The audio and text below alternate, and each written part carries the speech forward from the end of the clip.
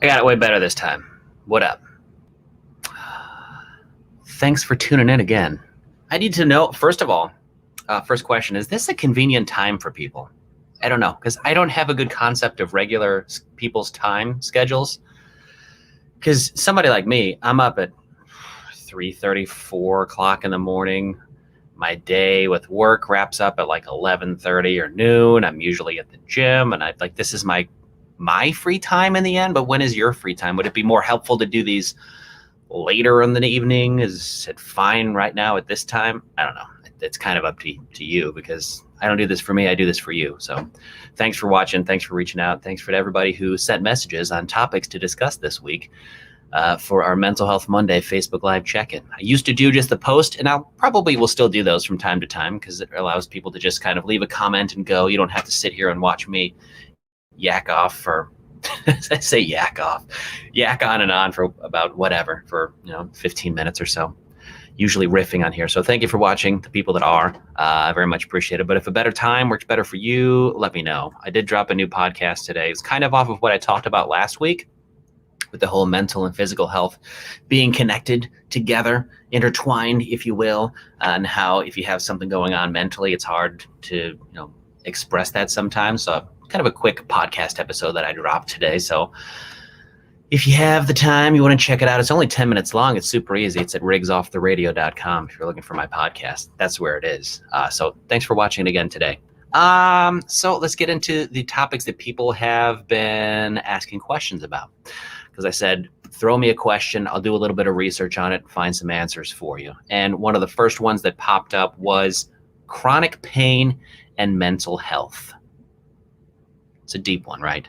Because whether you're suffering from something, I don't know, maybe it's fibromyalgia, maybe it's endometriosis, maybe it's MS. There's any myriad of different physical pain that you can have and chronic pain that you can have from diseases. And that can take a toll on you, like big time. So I totally get it. And in doing my research, I found out, people with chronic pain suffer from anxiety, because how long am I going to be in this much pain? How long is this going to go on?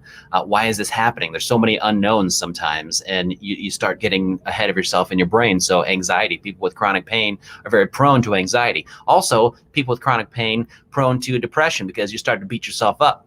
You're like, why do I have this chronic pain? Why does everybody think I'm crazy? People think I'm losing my mind. They think I'm lazy. They think that I can't handle this. They think I'm making it up. So many different things that can happen when you're dealing with a lot of chronic pain. So I found 4 ways that you can deal with chronic pain and managing your mental health. And if you have chronic pain and you deal with this, write it down. I found 4 ways to help online. Number 1 is to work with any antidepressant medications you may or may not be using already. I've heard and I've read that they may be able to help. Antidepressant medications, don't be afraid. Don't stray away from medication.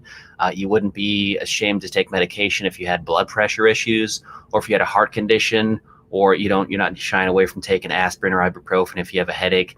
Don't be afraid to ask your psychiatrist, your psychologist for something like that.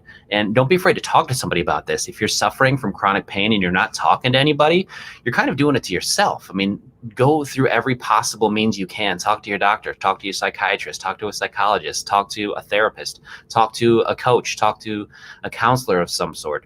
Make sure you're conveying this to somebody so you can do everything in your power to fix it and to help yourself, because dealing with chronic pain is not only physically challenging, it's horribly mentally challenging, hence why you probably asked the question. Another one is talk therapy. So doing stuff like this, making sure that you are communicating this to people, so you're not just suffering in silence like some people with chronic pain do. Don't be ashamed of it, because it's something that you now have to deal with, and talk about it, get it out there in the open, because there are people, there are professionals out there that can help. And some people were commenting saying things like, well, I can't find anyone. I've talked to a psychologist. He thinks that I'm nuts. They think that I can't be in this much pain. Don't give up.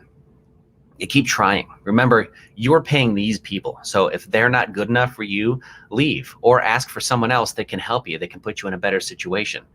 Number 3, try to do something stress reducing. If you can, try to do something for you. Try to get like some exercise if you can. Meditation is great. Journaling, if you can't get out and you don't have, if the pain is too much for you to walk around and things like that, then try to do something like journaling. Find something artsy you can do, something to kind of mentally unwind your brain, because it kind of distracts you from the pain that you're feeling. So even if it's a temporary fix, it's something you can do, and it's a form of self-care. And the last one was there's pain rehabilitation programs. Typically, they provide a team and approach the treatment, including mental and psychiatric aspects. So there are teams of people that can work and help you in tandem. Doctors and mental health professionals will work in tandem to help you manage not only your pain, but your mental health as well. So I hope that this helps somebody. If you have chronic pain, it's not a fun time for people. Just like Mark said, he has chronic pain. It is not a fun time, man. Mark, I don't envy you. I don't know what it's like. And I mean, good on you for being open and honest about it. So reach out and talk to somebody about that. So there's what I found from my research of looking up on chronic pain. The other one was somebody asked a question about the sandwich generation.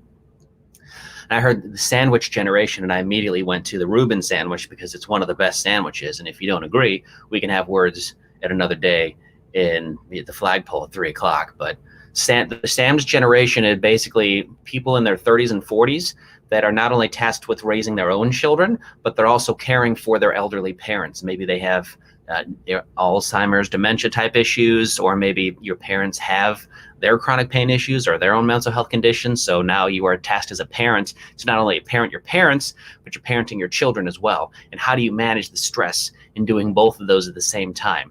And I overwhelmingly found in research about how to deal with being in this sandwich generation is to make sure that you are taking care of yourself, getting some time for you. All right. Even if it's in small chunks, even if it's a 5-minute bathroom break, even if it's a 5-minute walk outside, even if it's you locking yourself in a room and crying for 5 minutes, that's fine too, because that's time just for you. You can't forget to take care of yourself, because now you're taking care of your kids, you're taking care of your parents. All of your energy is focused on other people right now.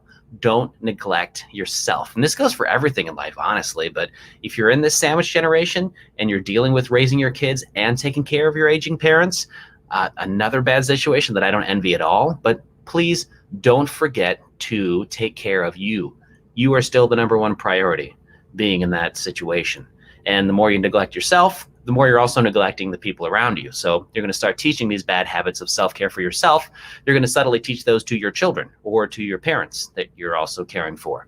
And it's just going to cause a snowball effect of unhealthiness. So take care of yourself. Put yourself first, at least a little bit. Try to carve out time. And your family needs to be able to respect those boundaries as well, your parents and your kids. Like, look, I need 5 minutes of dad time, all right? 5 minutes of mom time. Close the door, get away, and just do you for 5 minutes. If you do it a couple times a day, that's going to add up. Putting some energy back in the bank, because we all know that we cannot fill from an empty cup. Those are the two topics that people had brought up. So if there's anything else that we should probably talk about in the future, let me know. I love doing research on things like this. I love helping people. I love helping, honestly. And it's also good for me because I learn, you learn, we all learn at the same time. So look at this. Tricia says the cold makes chronic pain worse. I could imagine.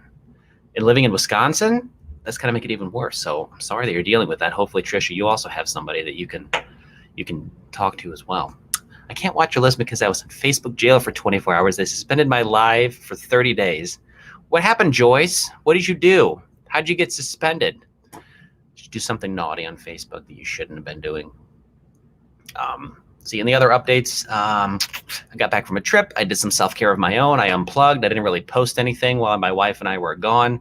Crap weather, but I got to unwind and I got to unplug. And I tried to stay away from social media as much as I could, because I would start going into like a spiral of things and looking at comments and then updating things and wondering what else I have to take care of for work and what's happening when I get back to work on Monday. And we had giveaways coming in, and it was just a lot. So it was nice to be able to fully unplug and not really talk to anybody. So that's the update in my life. And thank you for the other people that have commented in. Oh, I got another message from somebody saying that 420 works all right on Mondays. Cool. It makes concerts. God, chronic pain has to suck, dude. I really hope that people that are dealing with that get the help that they need, and they talk to the people that they need to, and don't hold that stuff inside. That's what my whole podcast was really about. If you have signs going on in your head and you think there might be something wrong, to get that out and to let somebody know about it instead of just letting it fester on the inside, because that's bad for anybody as well. So there's our topics for today. If you have other suggestions for the future, let me know. I don't want to take too much of your time. I respect your time. I really appreciate you watching, the 15 or 20 of you that tuned in here and there. This will be up for a while. It'll live here on the page, so you can check it out. Today's stream is brought to you by Hearthead Helps, mental health life coaching coming this fall. Heartheadhelps.com for more if you want to sign up for the newsletter there. We will let you know. And by we, I mean me, because it's my endeavor that I'm doing. So mental health life coaching, that it starts probably, want to say early November, when we'll have everything ready to go and roll out, and really be kind of that bridge between not talking to anybody, or and then talking to a psychologist, because there's still a lot of stigma around going to a therapist. And some people are like, well, I don't think I need to see a psychologist. I just need to sort through my emotions right now and sort through my mental health. Well, that's where we come in as mental health life coaches. And by we, I mean me. I'm getting myself certified in positive psychology, which is using the art of human flourishing. It's a pretty cool concept. So instead of trying to just fix everything and digging like a psychologist would do, psychologist is going to try to dig at you and find out why you are the way that you are and why you've become the way that you are. They're going to ask all the questions to make you kind of work on your own and think and fix it on your own, right? A coach is going to work with you, kind of like a teammate. We'll kind of devise a plan together and get you off to the races, so that you're doing it on your own. I mean, with the help of a coach, instead of just a psychologist going, well, why don't you think about that, and then we'll talk soon? Which, nothing against a psychologist, and you very well may need a psychologist. Some people do, and there's nothing wrong with that at all. I'm just saying there's a big stigma around it, and we would like to be a bridge to that. So maybe if you need a psychologist, we can help you find one. And that's what we're going to do with Hearthead. So Hearthead Helps. Thank you for sponsoring the stream.